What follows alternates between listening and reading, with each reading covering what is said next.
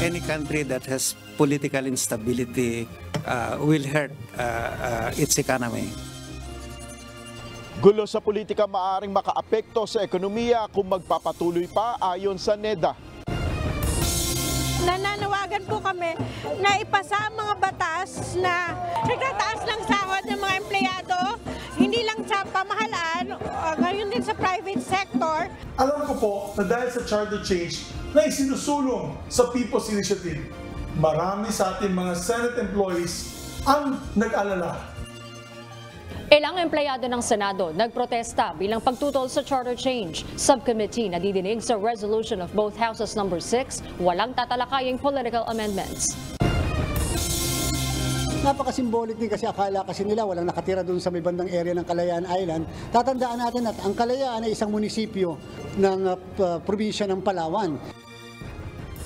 Kick-off ng voter registration para sa 2025 midterm elections isasagawa ng COMELEC sa Kalayaan Island sa February 12. Some, maybe, they are looking a relationship online during the month of February dahil alam mo naman yung sinasabi nilang malamigang panahon nila during February. Bilang ng identity theft sa Pilipinas, nagkaroon ng pagtaas. Publiko, pinag-iingat ng PNP ngayon sa love scam.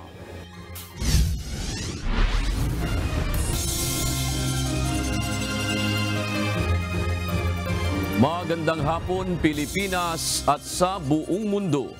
Una sa ating mga balita. Hindi naabot ng gobyerno ang tinatarget na Gross Domestic Product Growth o GDP sa taong 2023. Sa kabila nito, naniniwala ang economic managers ng Marcos administration na mas uusad ang ekonomiya ng bansa sa taong 2024. Ito anila ay sa pamamagitan ng pagsusulong at pagpapatupad ng mga mahalagang pulisiya at reforma ng pamahalaan. Ito ang balita ni Nel Maribuhok. Hindi na aasa pa ang gobyerno sa pag-utang kung mapalalakas ang kita at pamumuhunan upang mapalago ang ekonomiya ng bansa. Ito ang posisyon ni Finance Secretary Ralph Recto matapos ilabas ng Philippine Statistics Authority o PSA ang ulat na umabot sa 5.6% ang Gross Domestic Product Growth o GDP ng bansa sa buong taon ng 2023. Mas mababa ito sa target na 6 hanggang 7% ng pamahalaan.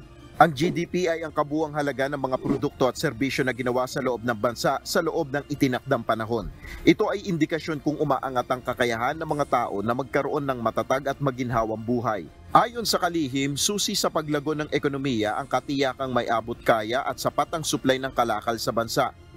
Sa kabila naman nito, ayon sa National Economic and Development Authority Director General at Socio-Economic Planning Secretary Arsenio Balisacan, ang nangyayaring gulo sa politika ay maaaring makaapekto sa ekonomiya ng isang bansa. Any country that has political instability will hurt its economy. So, you know, it's everybody's, whether you're Philippines or Thailand or Vietnam, you want us to ensure that stability is maintained because at the end of the day, it's what determines major decisions in relation to investment. Sa ngayon ay nananatili sa 6.5 hanggang 7.5% ang target growth rate ng bansa para sa taong 2024. Tiniyak rin ni Secretary Balisacan na patuloy na magsusumikap ang pamahalaan na magpatupad ng mga programa at reforma na lalo pang magpapasigla at magpapaangat sa ating ekonomiya. Nel Maribuhok, UNTV News and Rescue, Diyos ang aming sandigan, serbisyo publiko ang aming pinahalagahan. Gagawin ni Senator Amy Marcos ang lahat ng kanyang makakaya upang manatili ang magandang samahan ni Pangulong Ferdinand Marcos Jr. at Vice President Sara Duterte. Sa isang panayam, sinabi ni Senator Marcos na determinado siyang isalba ang tandem ng dalawa. Makabubuti umano ito sa bayan at sa pagunlad ng bansa. Ayon sa Lady Senator, hindi niya hahayaang masira ang pinaghirapan nilang buuin na unity team.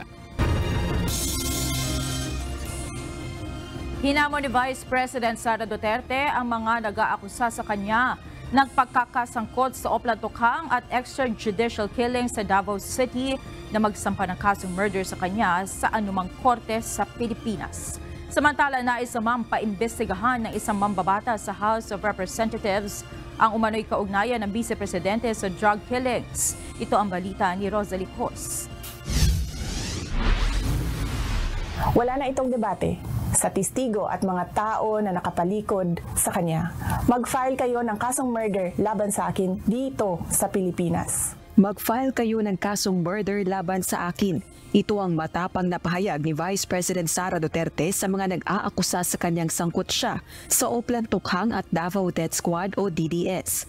Ayon sa Vice Presidente, sa buong buhay niya ng pagiging public servant, ngayon lamang siya nadawit sa Oplan Tukhang at ipinipilit na maidawit bilang akusado sa International Criminal Court o ICC. Sa mga taon na nagsilbi ako bilang Vice Mayor at Mayor ng Davao City, ni minsan ay hindi naugnay ang aking pangalan sa isyong ito.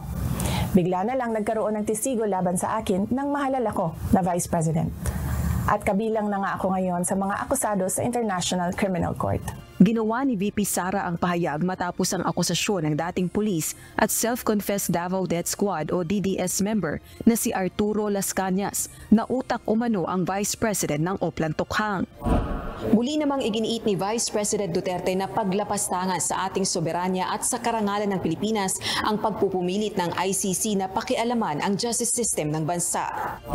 Nanawagan naman si House Deputy Minority Leader at ACT Teachers Party List Representative Franz Castro sa liderato ng Kamara na imbestigahan ng umano'y kaugnayan ni Vice President Duterte sa drug killings. Anya, nakakabahalang maging sangkot ang isang kalihim ng Education Department sa matitinding aligasyon. Ayon sa mambabatas, hindi nakapagtataka kung bakit ayaw makipagtulungan ng Vice Presidente sa ICC. Well, kapag nag-file na kami ng resolutions o mag-iimbestiga ang Kongreso, wala siyang choice kasi in aid of legislation naman or eto kasi this involves din yung human rights, no, violation. So tignan lang natin kung hanggang saan natin mapupush na o dapat na or hanggang saan yung powers ng Kongreso para mapa-attend etong si Vice President Sara Duterte. Kasi involved talaga dito yung masyado napakahalagang usapin, yung human rights violations. Ayon naman sa isang House Deputy Majority Leader, kailangang dumaan sa proseso ang panukalang ito. There are other matters that we need to look into. So depende siguro, dadaan pa yan sa House rules, sa committee level. Rosalie Cos, UNTV News and Rescue. Diyos ang aming sandigan, serbisyo publiko ang aming pinahahalagahan. Hinamon ni Senator Ronald Bato de la Rosa ang self-confessed Davao Death Squad member na si dating Davao Senior Police Officer Arturo Las Cañas na maghain ng kaso laban sa kanila ni VP Sara Duterte. Sa isang mensahe, sinabi ni Senator Bato na kung talagang may malakas sa ebidensya si Las Cañas sa sinasabing pagsasabwatan nila ng Vice Presidente sa Oplan Tukhang, mainam na sa korte na niya ito ipresenta. Inakasuhan ni Las Cañas, sina VP Sara at Senator De La Rosa na umano'y pasimuno ng Oplan Tukhang sa panahon ng kanilang panunungkulan noon sa Davao City. Sa kanyang pahayag kahapon, iginiit ni Senator Bato na malinis ang kanyang konsensya at ayaw na umano niyang patulan pa ang mga paratang ni Las Cañas. Ilang araw bago ang nakatakdang pagdinig ng Senado sa panukalang amyendahan ng mga probisyon ng saligang batas na may kinalaman sa ekonomiya, tinutulan ng ilang empleyado ng Senado ang charter change o CHA-CHA maging ang isinusulong na anilay Peking People's Initiative. Ito ang balita ni Harleen Delgado.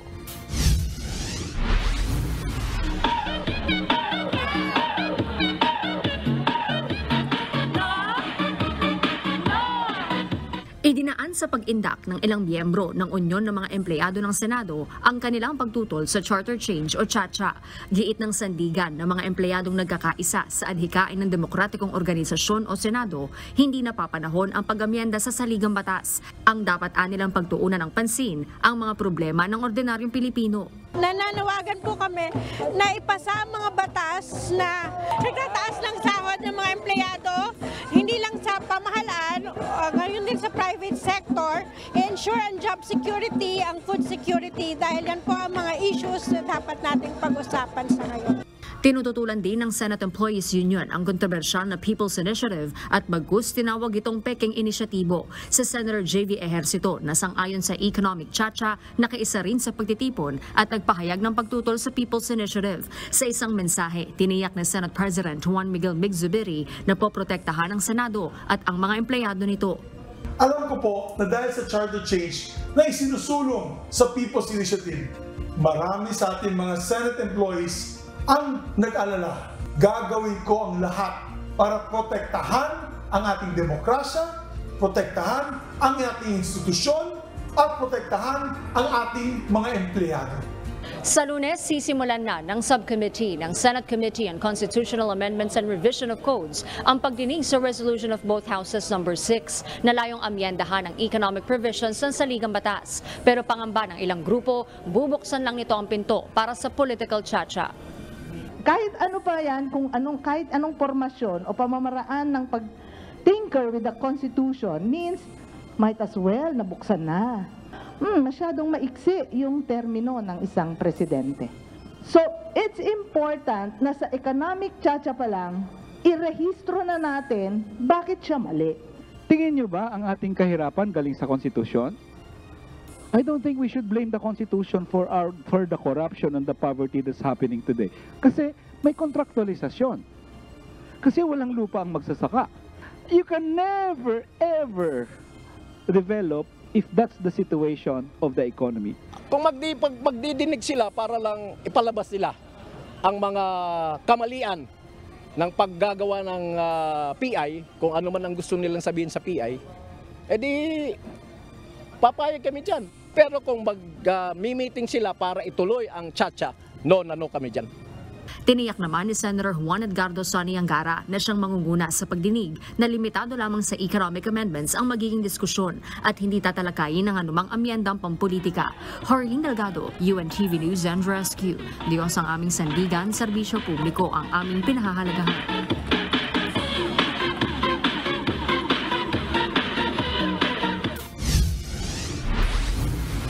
Inaasahang maiibsan na ang tensyon sa pagitan ng Senado at Kamara sa pagsulong ng resolution of both houses number 6 o RBH 6 na layong amyendahan ng economic provisions ng 1987 Constitution.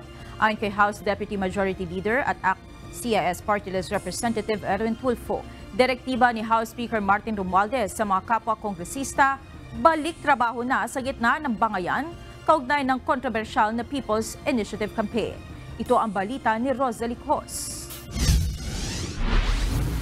Well, what the House wants is we'll just avoid na a clash with the Senate. Kasi kumbaga sa kuan, boss, parang kaming pamilya rin, magkakapatid. Why do we fight with our brothers, di po ba? Instead of just focus on our work, which we still have a lot of work to do. Handa ang House of Representatives na sundin kung anuman ang magiging desisyon ng Korte Suprema sakaling iakyat doon ang usapin ng People's Initiative. Ayon kay House Deputy Majority Leader at ACT-CIS Party List Representative Erwin Tulfo, direktiba ni Speaker Martin Romualdez sa mga kapwa kongresista na magbalik trabaho na kasunod ng bangayan bunsod ng mga kontrobersya sa signature campaign. At sa pagsisimula ng pagdinig sa resolution of both houses number 6 na layong amyendahan ng economic provisions ng 1987 Philippine Constitution sa Senado, inaasahang maiibsan na ang tensyon sa pagitan ng dalawang kapulungan ng Kongreso.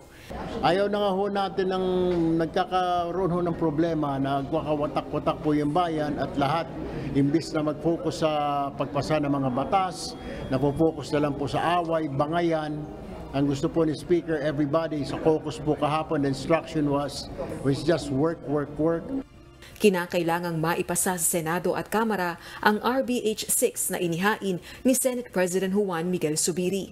Sa susunod na linggo, uumpisahan na ng isang subcommittee sa Senado ang pagdinig kaugnay nito. Sa Senado naman nakasalalay ang pag-usad ng resolusyon. Sa Lunes, February 5, nakatakda namang ipasa ng House of Representatives ang isang resolusyon na nagpapahayag ng suporta sa liderato ng Kamara. Kasunod din ito ng mga batikos at pagtuligsang ibinato sa House of Representatives dahil sa PI campaign. Naniniwala naman ang isang House official, hindi nito palalain ang tensyon sa pagitan ng dalawang kapulungan ng Kongreso. So, the House of Representatives, through this resolution, have all agreed to defend the integrity, the House of Representatives, from all these attacks, no? Especially coming from our friends from the Senate. So yun lang yung laman nung resolution na yun. Napagkasunduan ang resolusyon sa isang caucus araw ng Miyerkules, January 31, kung saan nasa 200 kongresista ang dumalo ayon kay House Secretary General Reginald Velasco. Rosa Licoz, UNTV News and Rescue. Diyos ang aming sandigan, serbisyo publiko ang aming pinahahalagahan. Narito naman ang mga balitang nakalap ng UNTV News Global Correspondents na ihahatid ni Jack De Ocampo mula sa Chester, United Kingdom.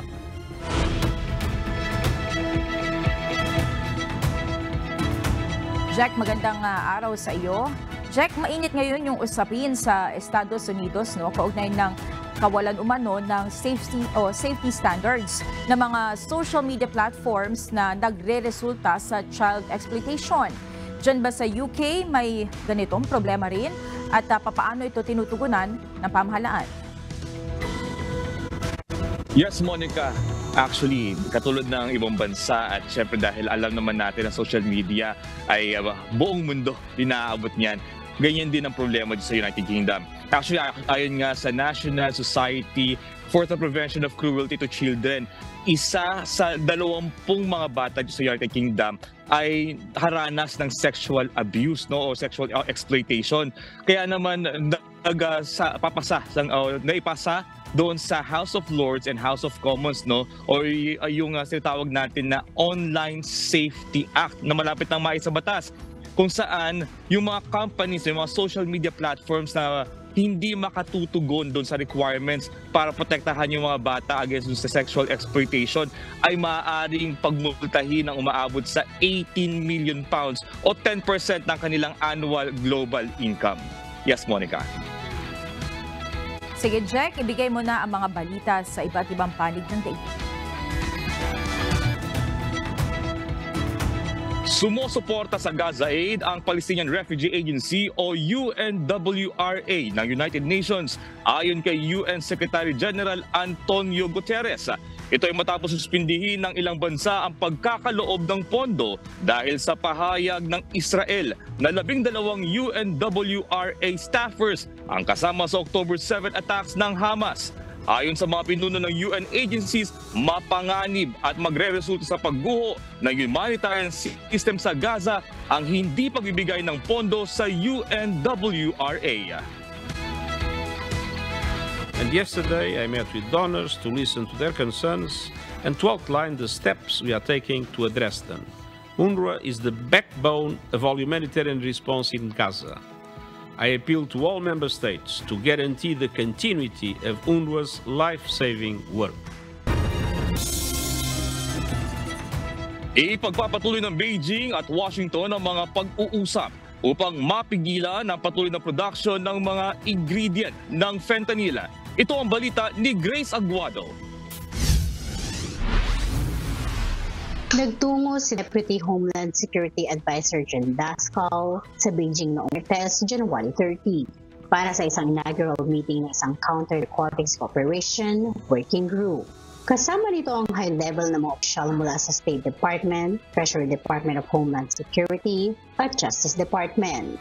Naging mainit na usapin sa pagitan ng Estados Unidos at China ang produksyon ng fentanyl at ang paggawa ng mga sangkap na ito sa chemical industry ng China. Ang fentanyl na isang synthetic opioid na mas malakas kaysa heroin ay nagdulot isang epidemic addiction sa Estados Unidos. Ito ay anilang responsable sa nasa 100,000 overdose deaths kada taon ayon sa mga opisyal. Noong Nobyembre, nangako sa Pangulong Xi at Biden na higpitan ang kontrol sa mga sangkap ng fentanyl at guluhin ang kalakalan ng fentanyl. Nagmarka ito na makabulang pagbabago sa paglaban sa mga panganib na droga na ito. Dayo naman ang pagpupulong na putulin at tigil ang kalakalan ng fentanyl. Ipinadala umano ang mga matataas na opisyal sa China upang maipakita ni US President Joe Biden ang importansya ng issue na ito sa American people.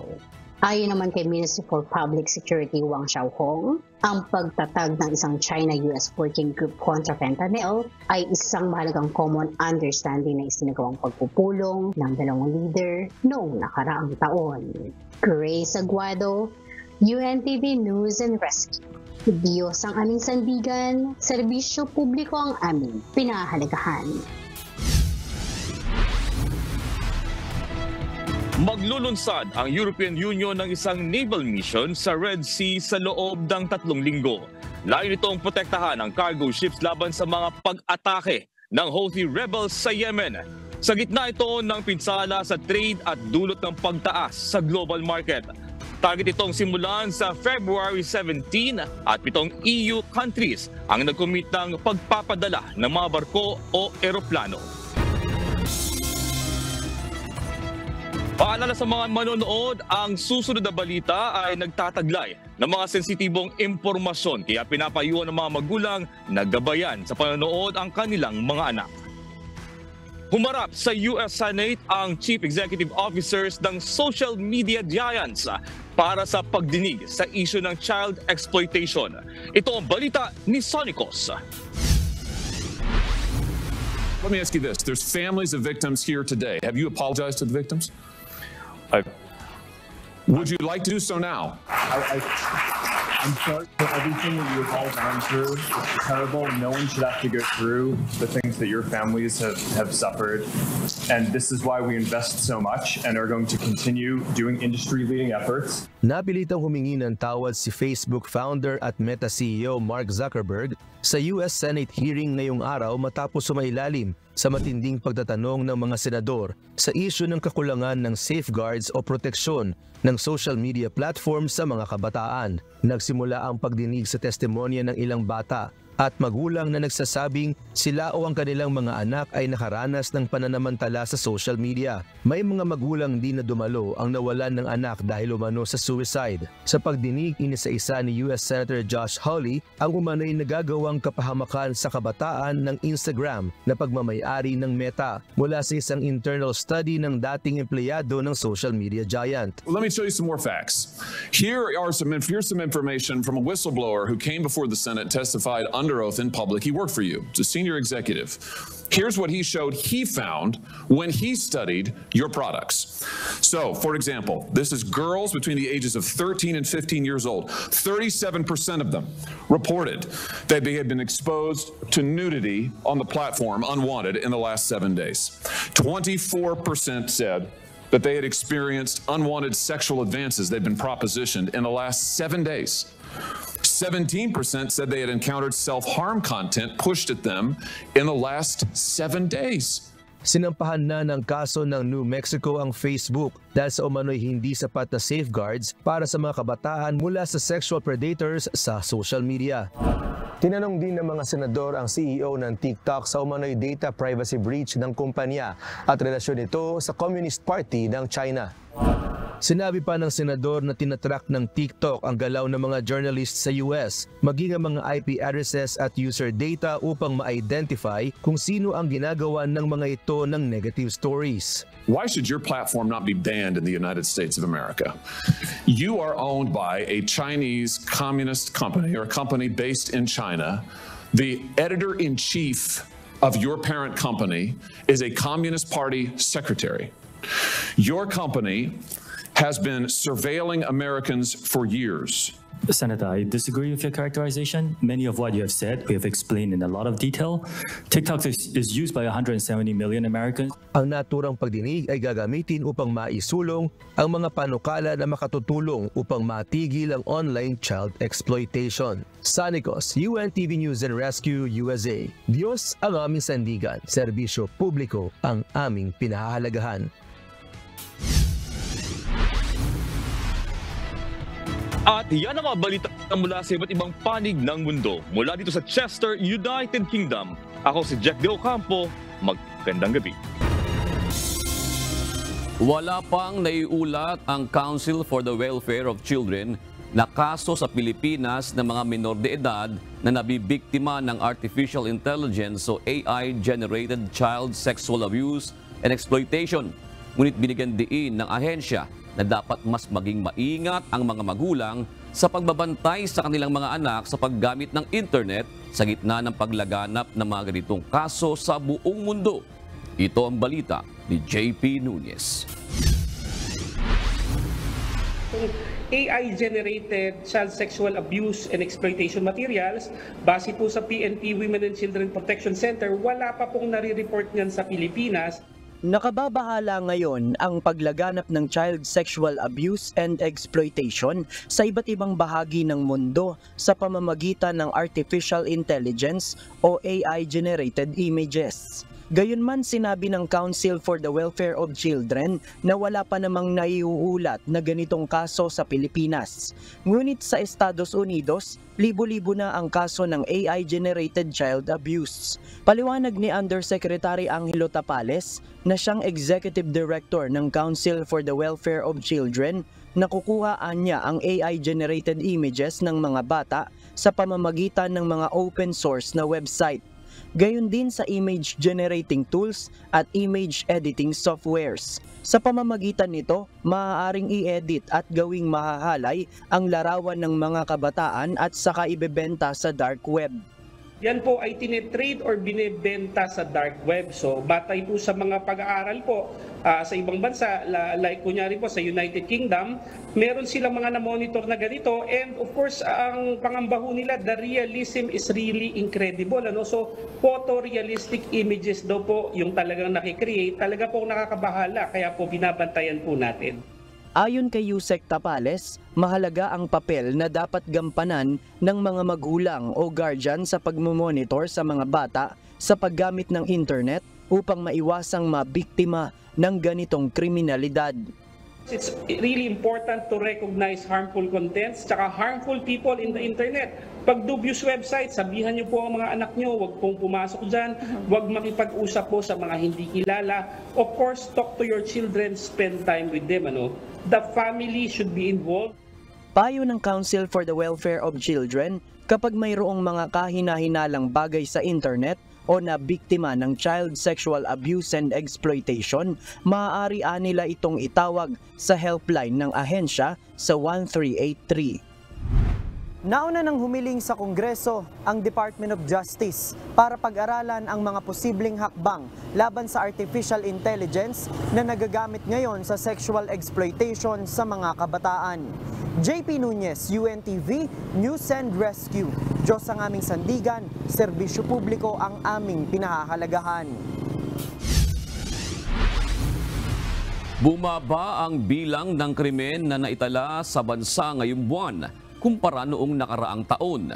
Gayunman, kinumpirma din ng Philippine National Police Anti-Cybercrime Group ang pagtaas naman ng bilang ng identity theft online.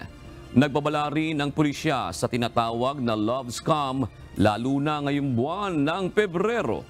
Ito ang balita ni Leia Ilagan. Sana po sa tulong po ng ating mga kababayan at siyempre kayo rin po na kasama namin sa pagbibigay ng mga abiso sa ating mamamayan ay magtulong-tulong po tayo para masustain po natin itong pagbaba po ng ating mga krimen. Mababa po ang krimen po natin at yun po yung nagbibigay motibasyon po sa ating mga pulis para mas lalo po nilang pag-igihin yung kanilang trabaho. Malaki ang ibinaba ng krimen sa bansa ngayong buwan kumpara noong Enero na nakaraang taon. Base sa tala na inilabas ng pambansang pulisya, mayroon lamang naitalang 2,301 na krimen sa bansa mula January 1 hanggang January 30 ngayong taon. Halos 1,000 ang nabawa sa datos kumpara sa 3,223 noong kaparehong buwan ng 2023. Ayon kay Philippine National Police Public Information Office Chief Police Colonel Jean Fajardo, ang naturang mga krimen ay kinabibilangan ng murder, homicide, physical injury, rape, theft, robbery, vehicle theft at motorcycle theft. Kinumpirma din ng PNP Anti-Cybercrime Group ang pagtaas ng kaso ng identity theft noong nakaraang taon. Ayon kay PNP ACG Cyber Response Unit Chief Police Colonel J. Guillermo, nagkaroon ng 12.2% increase noong 2023 kumpara noong 2022. So pag sinabi kasi nating cyber identity theft, ito yung paggamit ng information ng isang tao.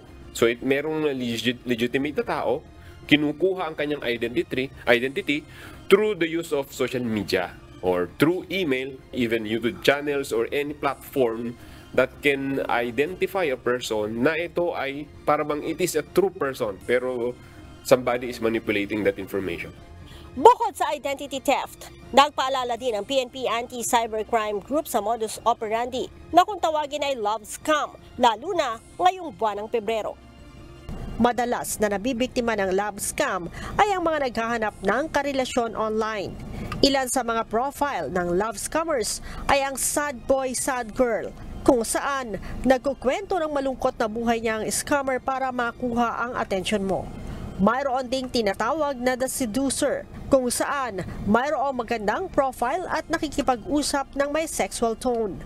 Mayroon ding nagpapanggap na investor na hihikayatin kang mag-invest, servicemen o nagpapanggap na military personnel na naghahanap ng asawa pero sa huli ay hihingan ka ng pera. Mayroon ding tinatawag na the escort, the blackmailer, the slow burn na nagpapanggap na harmless at the predator na target naman ang mga batang biktima. So sa ating mga kababayan, paunang sigaw na mag-ingat sa inyong puso. Huwag padalos-dalos, may love scam. Pakinggan natin mabuti kung anong sinasabi ng puso, pero pairalin natin ang utak kung ito ay scam o hindi. Una nang naglabas ng mga panuntunan ng Scam Watch Philippines upang makaiwas sa mga ganitong panluloko na tinawag nilang 4Ms. Ito ay ang magduda, magdamot, mangisnab at magsumbong. At dito sa nauusong love scam, nagdagdag pa sila ng isang M na ang ibig sabihin naman ay magsikap. Leia Ilagan, UNTV, News and Rescue. Diyos ang aming sandigan, serbisyo publiko ang aming pinahahalagahan. Mayroon umanong nasa 400 scam hubs na nag-ooperate sa bansa ayon sa Presidential Anti-Organized Crime Commission. Ayon sa ahensya, ang mga scam hub na ito ay hindi nagbabayad ng lisensya at hindi pumapayag na ma-inspeksyon. Kulang din umano sa mga kaukulang dokumento at kadalasang pinagmumulan ng mga kaso ng kidnapping. Tulong muna bago balita. Tinulungan ng UNTV News and Rescue Team ang isang babae na angkas ng motorsiklong nabangga ng isang minivan sa Butuan City. Sa Iloilo City naman, nirespondihan din ng rescue team ang isang insidente ng pananaga sa isang lalaki ng kanyang katrabaho sa isang construction site. Ito ang balita ni Hazel Fuerzas. Wala ka na nito.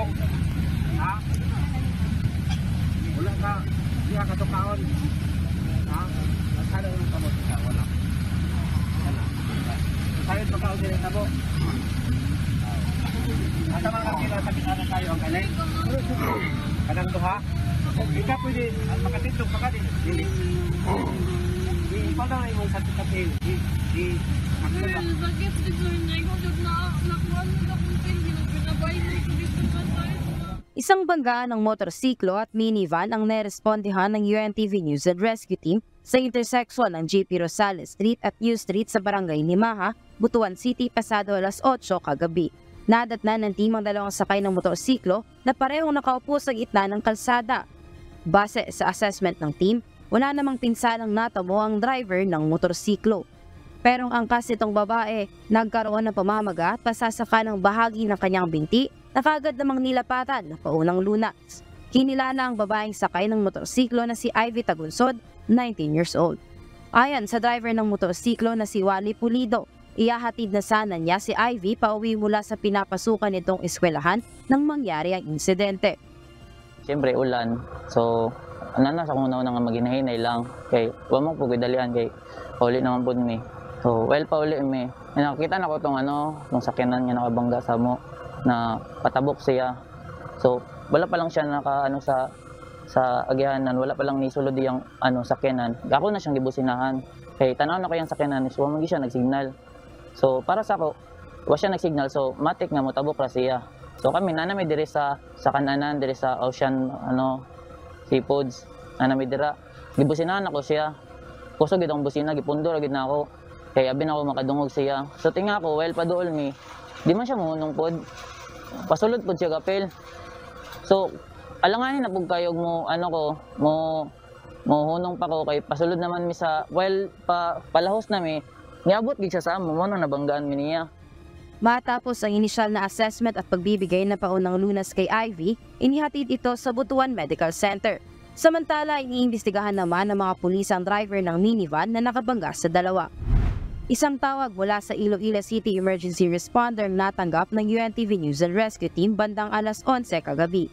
Kaugnay sa insidenteng pananaga sa isang lalaki sa isang construction site sa Halandoni, Lapus, Iloilo City.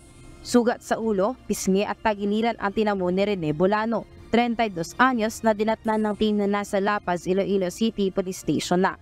Binigyan kaagad ito ng first aid. Ayon sa paunang investigasyon, nagkakasiyahan lamang sina Bolano at ang kanyang katrabaho na si alias Jojo nang hindi sila magkaintindihan at nagulat na lamang si Bolano na may hawak ng itak ang katrabaho at nilapitan at pinagtatagal siya nito.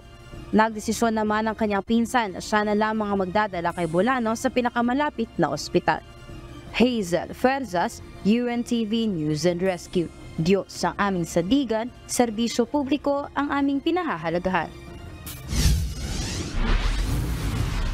Isang symbolic kick-off ng voter registration ang gagawin ng Commission on Elections sa munisipyo ng Kalayaan sa West Philippine Sea sa February 12, 2024. Samantala, binawi na ang signature sheets sa isang bayan sa Antique na para sana sa People's Initiative. Ito ang balita ni Dante Amento live. Dante, bakit sa Kalayaan Island napiling gawin ang kick-off ng voter registration? June, sinabi ni Commission on Elections o COMELEC Chairman George Erwin Garcia, napaka-symbolic kasi ng Kalayaan Island at nais ding sabihin at ipakita ng COMELEC na kahit saan mang parte ng bansa ay kanila itong sisikaping abutin. Alang-alang sa kanilang mandato na pangalagaan ang karapatan ng ating mga kababayan na makaboto. Sa February 12 ay muling bubuksan ng COMELEC ang pagpapatuloy ng voter registration sa buong bansa na tatagal hanggang September 30, 2024. Ito ay bilang bahagi ng paghahanda para sa 2025 national and local elections. Dagdag pa ni Chairman Garcia, idedeklara nilang National Voters Day ang February 12 bilang pagkilala sa mga botanteng Pilipino. Sa Kalayaan Island, unang pupunta ang COMELEC sa kick-off ng pagpaparehistro. Ito ay isang bayan na bahagi ng probinsya ng Palawan sa ilalim ng Republika ng Pilipinas. Maging ang Register Anywhere program o RAP ay magkakaroon din doon.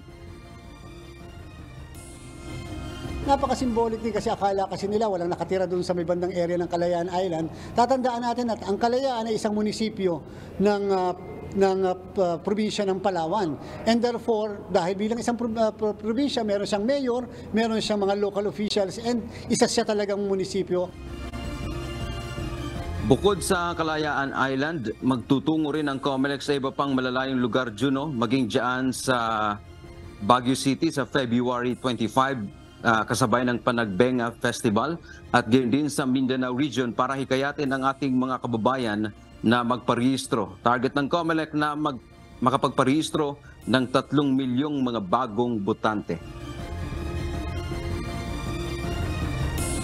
Para man lang kahit paano maengganyo, mahikayat natin ang mga kababayan natin na magpa-rehistro. Pupunta rin po tayo sa Bicol, pupunta rin po tayo sa Mindanao and such other parts of the country para kahit paano mas madami magpaparehistro from February 12 to September 30.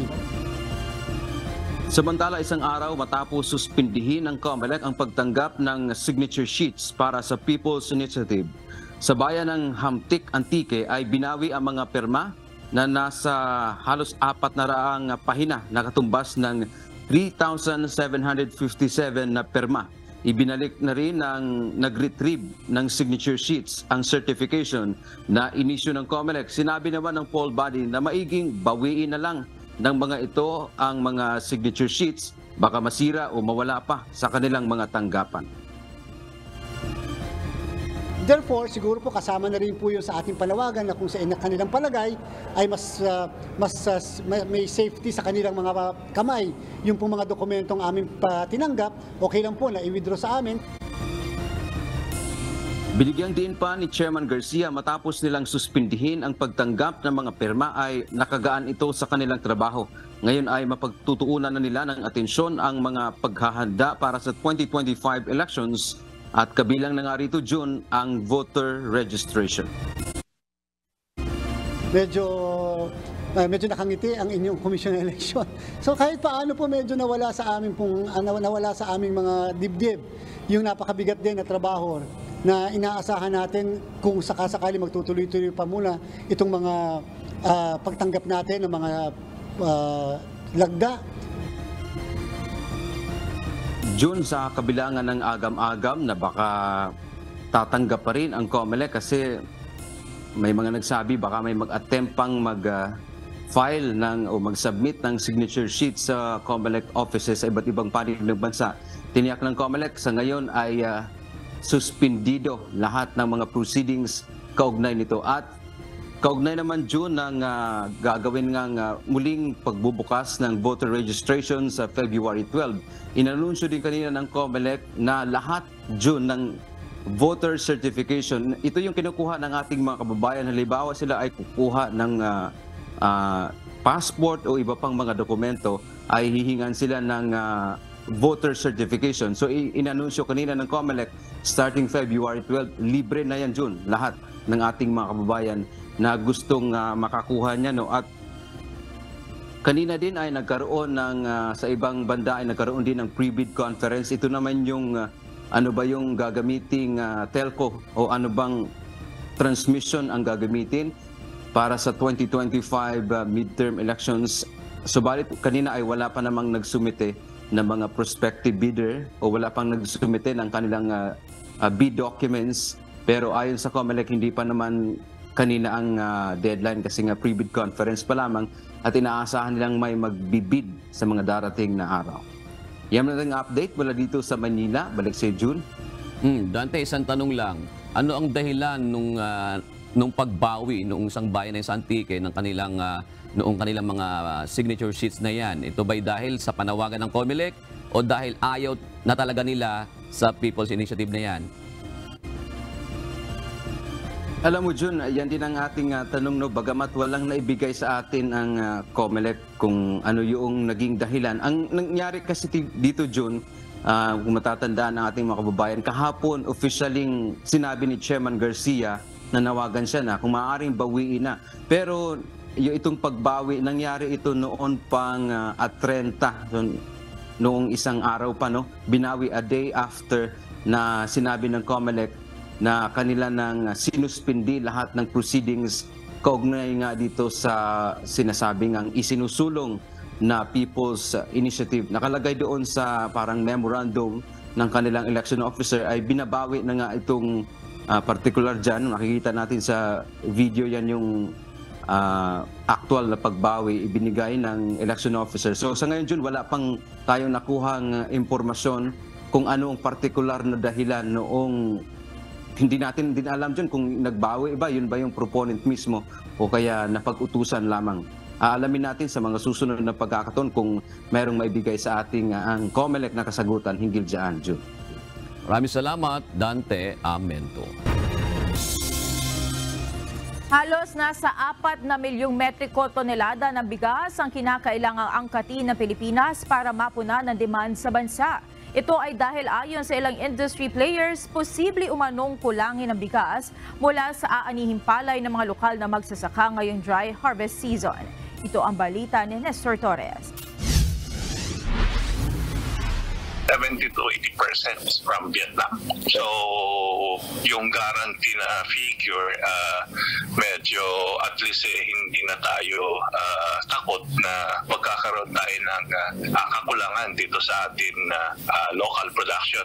Malaki ang kumpiyansa ng Samaang Industriya ng Agrikultura o SINAG na may makakarating na bigas galing Vietnam sa unang quarter pa lang ng ngayong taon. Ayon kay SINAG Chairman Rosendo So, taon-taon naman ay nasa 3 million metric tons ang inaangkat na bigas ng pamahalaan mula sa iba't ibang bansa at pinakamaraming bigas ay galing sa Vietnam. Malaki pa rin yung inaangkat natin. So hopefully, itong taon dahil mas marami ang nagtatanim na ngayon, bumaba yung import natin sa 3.2 million metric tons. Yun ang nakikita pa rin natin na kailangan natin angkatin. Kaya yung guarantee na 2 million at least malaking bagay yon. Para naman kay Leonardo Montemayor, ang chairman ng Federation of Pre-Farmers, hindi magkakaroon ng malaking shortage ang local rice production sa bansa, lalo't anihan na sa buwan ng Marso. Ang kailangan anyang tutukan ng pamahalaan ay ang mga importer kung ito ba'y kanilang bibilhin sakaling mas mataas ang presyo nito kumpara sa mga local rice. Wala namang kakulangan sa supply. Ang problema lang talaga yung reserve stocks natin. Medyo very tight ang reserve stock habang hinihintay natin yung dry season na harvest. Umaasa rin lalo ng Department of Agriculture na papasok pa rin yung inangkat every year. Mukhang matumal yung pagpasok ng imported rice itong mga panahon na ito. So, siguro namamahalan pa rin ng importer sa imported rice, especially from Vietnam. So, kahit na Vietnam, let's say, is willing to supply, baka namamahalan sila. Worried sila, baka hindi nila may benta siguro. Kung tatanungin naman ang mga rice millers sa Bulacan, dapat umanong gawa ng paraan ng pamahalaan kung papaano mapalalakas ang lokal na produksyon at mapababa ang gastos dito. Kung darating man yung mga imported na bigas, ang problema kasi ngayon, matatalo ngayon yung mga local rice. Kasi kung mas mababa yung presyo na ibibigay nila sa imported, so kawawa naman yung magsasaka natin. Kasi ang mangyayari niyan, mas mababa yung imported kaysa local. So hihina ang bentahan ng local rice sa atin. So mas maganda kasi kung tatangkilikin natin yung mga local rice, mga katulad sa mga farmers, doon tayo mismo mag-concentrate para at least matulungan din natin sila. Paglilinaw naman ng kagawaran ng agrikultura, malaking tulong anya ang nasabing Memorandum of Understanding o kasunduan sa pagitan ng bansang Pilipinas at Vietnam. Mahalagaan niya ang nasabing pag-angkat ng bigas mula sa ibang bansa sakaling magkaroon ng rice shortage. Nestor Torres, UNTV News and Rescue. Diyos ang aming sandigan, serbisyo publiko ang aming pinahahalagahan. Kasunod ng ibinabang department order na nag-aalis ng administrative tasks sa mga guro, nangako ang Department of Education na magdaragdag sila ng mga empleyado para sa mga trabahong ito. Dadagdagan din ang budget ng Maintenance and Other Operating Expenses o MOOE ng bawat paaralan para rito. Ngunit ayon sa mga guro, dapat magkaroon ng hiwalay na budget at di sa MOOE kukunin ang panggastos dito. Ito ang balita ni Jed Neresina. Kailangan magkaroon ng item at ng mabudgetan. Hindi pwedeng lahat kunin sa MO ng eskwelahan. Hiwalay na budget ang hiling ng gurong si Liberty Sacramento para sa karagdagang empleyado na gagawa ng administrative tasks sa kanilang paaralan sa Caloocan High School. Batay sa kautusan ng Department of Education, sa Maintenance and Other Operating Expenses o MOOE ng mga paaralan, kukunin ang pambayad sa mga i-empleyong non-teaching staff para gumawa ng admin tasks na aalisin na sa mga guro. Ayon kay Liberty, ang MOOE ay para sa mga gastusin ng paaralan kasama ang pagpapagawa ng mga pasilidad dito. Nangangamba siya na baka sa pasweldo na lang mapunta ang lahat at wala na para sa pagpapatakbo ng eskwelahan. Ang construction dito, ang repair, so sakop pa rin yun ng MOOE at saka yung iba pang gastusin. So hindi naman sapat kung mag-hire ka ng mga 5 o 10 mga empleyado para doon. So magkano na yon? Magkano ang MOOE? Baka doon na lang lahat mapunta. Paano naman yung pagpapatakbo ng paaralan? Ganito rin ang naging pahayag ng presidente ng Alliance of Concerned Teachers sa Caloocan High School na si Amabel Villanueva. Maaring magkulang ang nasabing MOOE sa mga gastusin ng paaralan, kaya dapat magkaroon ng hiwalay na budget para rito. Kung babawasan mo yung mga yon para ibayad sa admin task, hindi makakatulong doon sa MOOE ng paaralan. Lalo na kung ang mga paaralan ay mga maliliit at maliit lang MO nila, hindi rin yun makakasapat. Kaya it's better na mag-allocate o kaya tumulong yung lokal na pamahalaan para magkaroon ng solution doon sa inilabas na memorandum na number 2 ng DepEd. Sa ikalawang Basic Education Report ni Vice President at Education Secretary Sara Duterte, sinabi nito na magkakaroon ng karagdagang 5,000 administrative personnel ngayong 2024 at dadagdagan din ng pondo para sa Maintenance and Other Operating Expenses o MOOE ng mga paaralan para sa pagkuha ng dagdag na mga empleyado. To ensure its effective implementation along with the filling up of 5,000 administrative personnel for 2023 and another 5,000 administrative personnel for 2024, we will also be providing additional MOOE to enable our schools to hire the necessary administrative support staff. Kaugnay nito, hindi naman agad maipatutupad ang binabang department order dahil aantayin pa nila ang mga papalit na admin staff. Kasalukuyan pa rin itong pinag-uusapan at pinagpaplanuhan. Kaya hanggat walang papalit, ay tuloy pa rin ang mga guro sa paggawa ng kanilang mga administrative tasks. Although very excited na yung mga teachers na matanggal yung kanilang mga admin task, hindi siya ganun ka-abrupt. Maliban na lang kung magdadala na kaagad ang division office ng mga non-teaching para gawin yung mga administrative tasks na ito. Malaking alwan para sa mga guro ang pag-aalis ng administrative tasks. Ngunit kung hindi nila ito mabibigyan ng maayos na budget, ay malabong magkaroon ng karagdagang empleyado na gagawa nito. At hindi matatapos ang kanilang napakaraming trabaho bukod sa pagtuturo sa mga mag-aaral. Jed Neresina, UNTV News and Rescue. Diyos ang aming sandigan, serbisyo publiko ang aming pinahahalagahan. Itinalaga na bilang bagong Director for Program Management in Western Pacific Region ng World Health Organization si dating Department of Health Undersecretary Dr. Susan Mercado. Si Dr. Mercado ang kauna-unahang Pilipinong napagkatiwalaan ng ikalawa sa pinakamataas na posisyon sa Western Pacific Region ng WHO. Very proud naman at welcome sa Department of Health ang bagong appointment ni Dr. Mercado. Ang WHO ay isang international organization na binubuo ng 194 member states kung saan 37 sa mga ito ay kabilang sa Western Pacific Region. Pangunahing trabaho ng bagong direktor na lumikha ng practical solutions sa public health issues sa Pilipinas at maging sa Western Pacific Region. Bad news para sa mga consumer. Muli na namang tataas ang presyo ng liquefied petroleum gas o LPG ngayong buwan ng Pebrero. Sa abiso ng Petron Corporation, tataas ng 95 centavos per kilogram ang presyo ng LPG na mag-uumpisa ngayong February 1, habang ang Solay naman ay magkakaroon ng dagdag na 91 centavos per kilogram.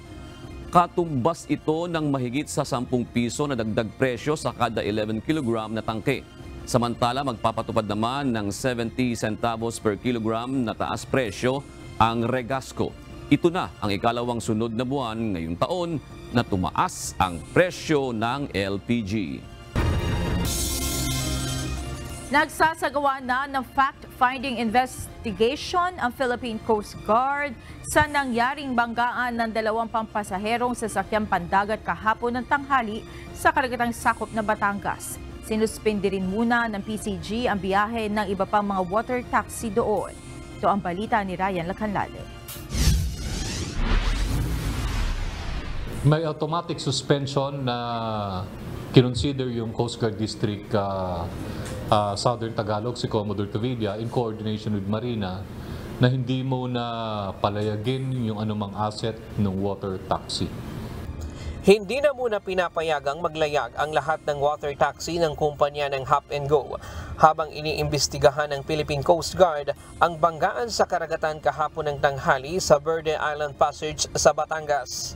2 crew ng Hop and Go ang nasawi, kabilang na ang kapitan ng water taxi nang makabanggaan nito ang Ocean Jet 6 na isa ring passenger vessel na may lulan namang 105 na pasahero at 19 na crew. 2 naman sa 5 turista na sakay ng water taxi ang nagtamo ng mga injury. Kumukuha kami ng pieces of information coming from the survivors and foreign nationals. Unfortunately, it will take time kasi nasa state of shock pa sila eh. Kahapon ay nakuhanan na ng sinumpaang salaysay ang mga crew ng water taxi. Kukuhanan din ng salaysay ang crew at pasahero ng Ocean Jet. Tatagal ng 5 araw hanggang 1 linggo ang isinasagawang imbestigasyon para malaman ang sanhi ng banggaan at kung sino ang may pagkukulang kaya nangyari ang insidente. Isinangat namin yung wreckage, naiangat na namin. Parang pinoforensic, tinitignan yung tsura niya, saan yung impact, ilang metro, ganyan ang ginagawa namin para may put into, it's like a piece of puzzle. Hindi naman pwedeng yung statement lang ng kapitan ng Ocean Jet o ng crew ang kukunin mo. Siyempre, yung mga witnesses doon, yung pasahero ng boat vessels, yung nating survivor na pasahero na water taxi at yung 105 na pasahero ng Ocean Jet para mai-assemble natin yung puzzle. Sinabi ng PCG na walang sama ng panahon o gale warning nang mangyari ang insidente at mataas ang sikat ng araw. Pangunahing sisilipin ngayon sa investigasyon ang naging desisyon ng mga kapitan kung mayroon bang lookout at nakita nila ang papalapit na barko bago mangyari ang insidente. Gayon din kung nasunod ba ang nautical rules of road dahil mayroong traffic separation scheme sa Verde Island Passage. Ibig sabihin, may giveaway vessel, may stand-on vessel.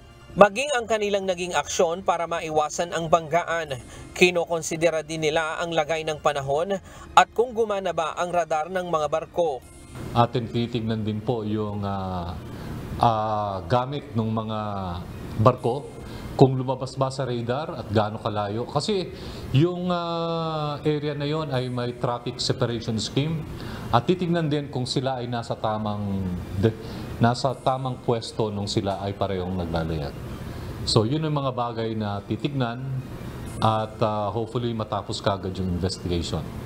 Pareho nga speedboats ang 2 sasakyang dagat na nagkabanggaan. Batay sa nautical rules, kapag poor visibility o hindi mo masyadong makita ang nasa paligid, kailangang bawasan ang bilis ng sasakyan. Ryan Lacanlale, UNTV News and Rescue. Diyos ang aming sandigan, serbisyo publiko ang aming pinahahalagahan. Sinimulan na ng Department of Transportation o DOTR ang konstruksyon ng EDSA Busway Stride Project o ang paglalagay ng dagdag na terminal ng busway sa North Avenue. Nasimulan na ang putulin ang footbridge na nagdudugtong sa Cyber West at SM North EDSA. Bunso nito, tanging ang MMDA footbridge na lamang ang pwedeng tawiran papunta ng mall mula sa West Avenue. Batay sa abiso ng Barangay Santo Cristo, tatagal ng 180 days ang proyekto.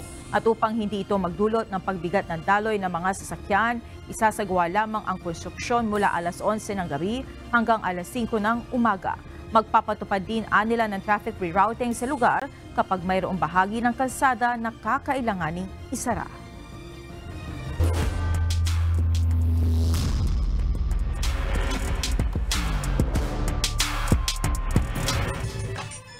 Pinakain ng ikalawang pagkatalo ng NHA Home Masters ang top team sa standings ng UNTV Cup Season 10 second round eliminations, ang DA Food Masters.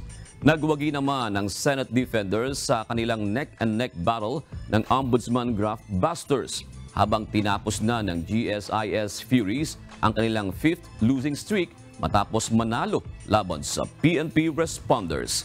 Ito ang balita ni Bernard Dadis.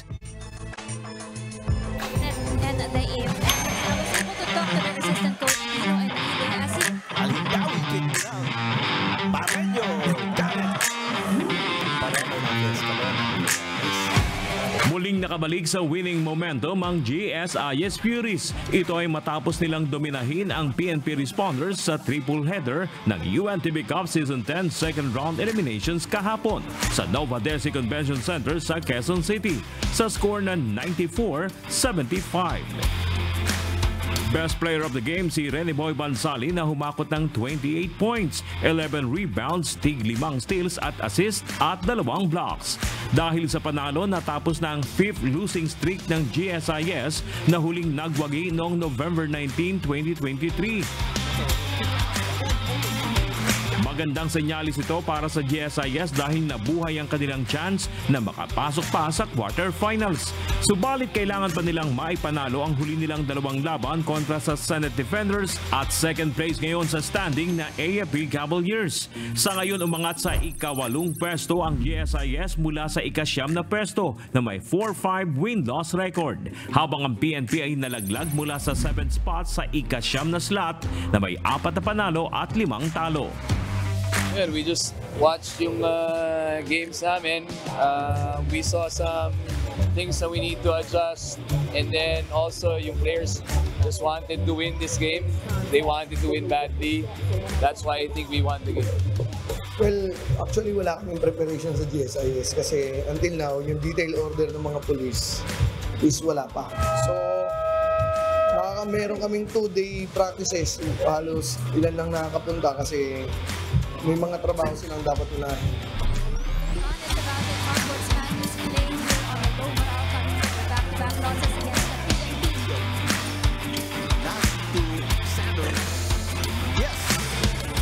Tuloy-tuloy naman ang winning momentum ng Senate Defenders matapos ang kanilang neck-and-neck battle ng Ombudsman Blockbusters sa second game sa score na 79-76. Nanguna sa Defenders si Lawrence Gasparillo na kumamada ng 24 points, 2 rebounds at 1 assist at block. Nagambag naman si GK Sevilla ng 20 points, 11 points si Romel Balboa at 10 points si Harry Petilos. Samantala si Samuel Ignacio naman na may 19 points, Israel de la Cruz na may 16 points at Yurick Florino na may 12 points ang nanguna sa opensa ng Blockbusters. Ito na ikalawang sunod na panalo ng Senate na umakyat sa ika-6 na pwesto mula sa ika-8, habang ikatlong sunod na pagkatalo naman ng Blockbusters na ngayon nalaglag sa 7th spot mula sa ika-5 pwesto. Sinabi ko lang naman sa mga players, huwag kami sumabay sa kasi ang tingin ko binabagala na nila yung laro eh. So ang sabi ko, i-push lang natin na i-push yung game. Basta nasa lugar yung tira, okay lang, tumira tayo. Basta ang importante is bumalik kami sa depensa. Yun lang naman ang inano ko eh. Tapos adjust na lang kami kung anong depensa at kung ano yung mga opensa ginagawa namin. Buti naman, may mga nag-step up si Nas. Step up. Tapos yung mga crucial shots, mga pasok. Saka doon sa Tango. That's right. Mercado with grabs at the first field goal para sa Carlos Testica. At dito para kay Mercado. At sa third game, it's the Battle of Masters. NHA Home Masters versus Department of Agriculture Food Masters. Pinakain ang ikalawang pagkatalo ng NHA Home Masters ang DA Food Masters sa nakangingilong score na 112-76. Epektibo ang inihandang game plan ng Home Masters sa Food Masters para hindi na ito makaporma at makahabol mula nang idikta nila ang momentum ng ball game hanggang sa matapos ang oras. Hindi. Actually, parang road game kami ngayon eh. Ang game namin, Sunday, Wednesday, Sunday. So yung preparation nga namin against sa team na to, 2 days lang eh. Kahapon at saka nung Monday. So naglaro lang talaga ng todo yung mga players. Talagang ayaw na nilang matalo. Tapos talagang sineryoso nila, pati yung mga training na ginawa. Kaya siguro nag-pay off naman sa amin. At nakakuha kami ng panalo. Yung players kasi, siguro mas hungry yung kalaban namin ngayon. Kami nag-prepare pero mas magandang preparation siguro ginawa na NHA. So siguro yung mindset namin wala rito pero physically andito kami. Kasi yung execution hindi nagawa. Una pa lang, may nagkaintindihan sa dugout na okay lahat. So ito gagawin natin. Unfortunately, sabi ko nga, siguro wala sa focus yung mga players. Best player of the game sina Alvin Vitug na kumolekta ng 23 points, 9 boards at 5 dimes. At si Marvin Mercado may 21 points, 15 rebounds, 2 assists at 3 blocks. Dahil sa panalo, umakyat sa 4th spot ang NHA mula sa rank 6. Nanatili naman sa itaas ng standings ang DA na ngayon ay may 7-2 win-loss record. May tig-2 laban na lamang na nalalabi ang bawat kupunan sa pagtatapos ng second round eliminations. Kaya napakahalaga ng bawat panalo. Ang top 1 at 2 ay makukuha ang automatic semifinals ticket, habang ang number 3 hanggang 8 sa standings ay maglalaban sa quarterfinals via single round robin. At magpapaalam na sa liga ang nasa ika-9 at ika-10 pwesto. Bernard Dadis, UNTV News and Rescue. Diyos ang aming sandigan, serbisyo publiko ang aming pinahalagahan.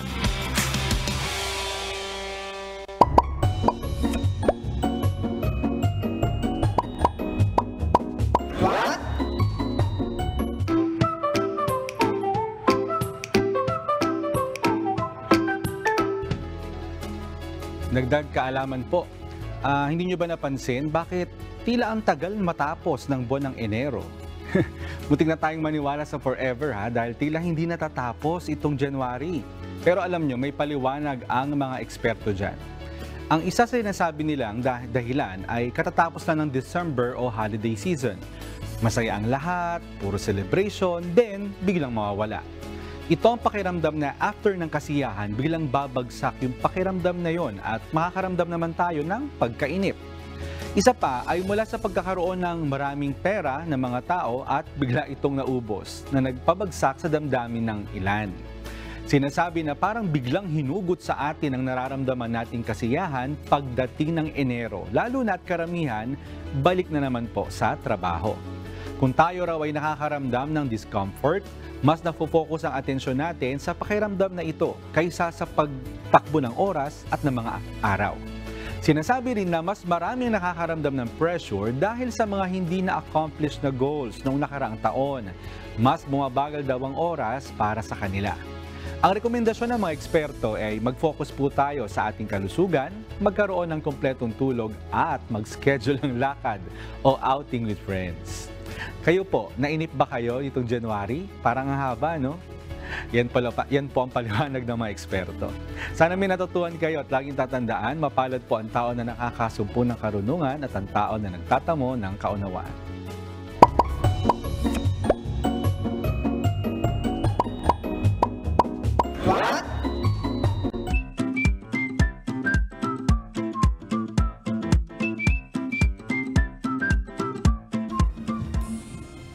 Na-relate ako nung kay Mon eh.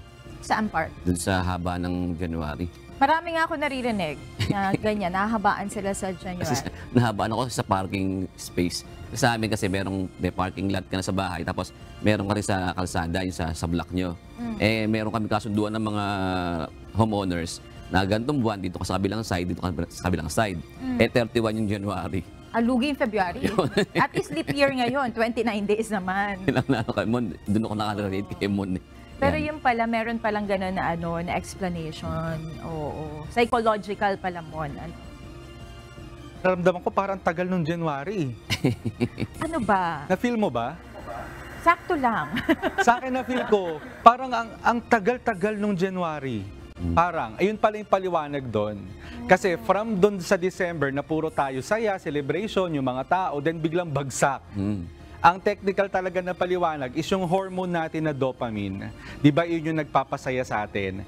Pagtapos ng mga celebration, yung mga 13-month pay, kainan, kaligayahan, ay bumabagsak daw yung hormone na yon na siyang nagpapa-feel sa atin ng pagkabagot, kaya naiinip tayo. Pero basically, tama ka naman mo, no? Hindi naman talaga matagal yung January. Meron lang talaga tayong nararamdaman na ganon At para sa akin, muntik na ako maniwala sa forever sa tagal Mabuti February 1 na ngayon. Oo, finally natapos na ang January. Pero salamat mo na sa iyong trivia ngayong araw. Ito naman ang komentaryo ng ating mga kahuserong Pinoy ngayong araw po ng Huwebes.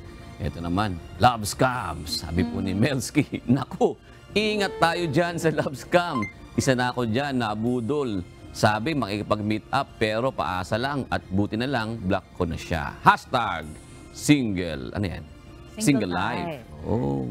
Sabi naman ni Darwin Tolentino, mahirap makipag-love life sa chat picture lang. Mas maigi ang maki-love life sa chat, nakakausap ng video na siya nagsasalita kaysa sa picture.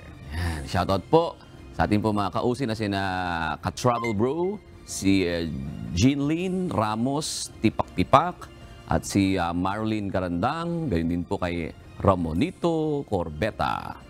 Salamat din kay Reginald Taberao, Joey De La Torre, William Maborang. At sa lahat po ng tumutok ngayong araw, maraming salamat po.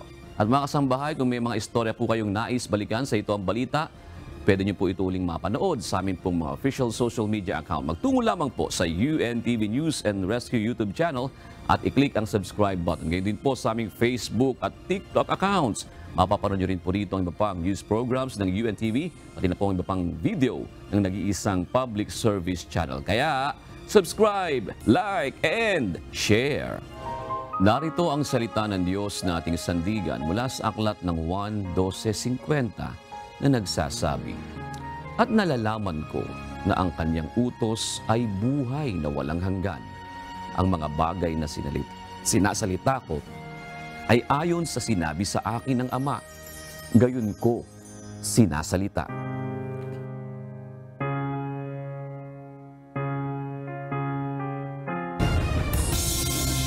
At yan ang naging kabuuan ng ating balitaan ngayong gabi. Aming inilahad ng buong katapatan kung paano namin nasaksihan. Kayo'y makapagtitiwala ng aming nakita at narinig ang aming ibinabalita. At dito po sa UNTV, Diyos ang aming sandigan, serbisyo publiko ang aming pinahahalagahan. Magandang gabi po.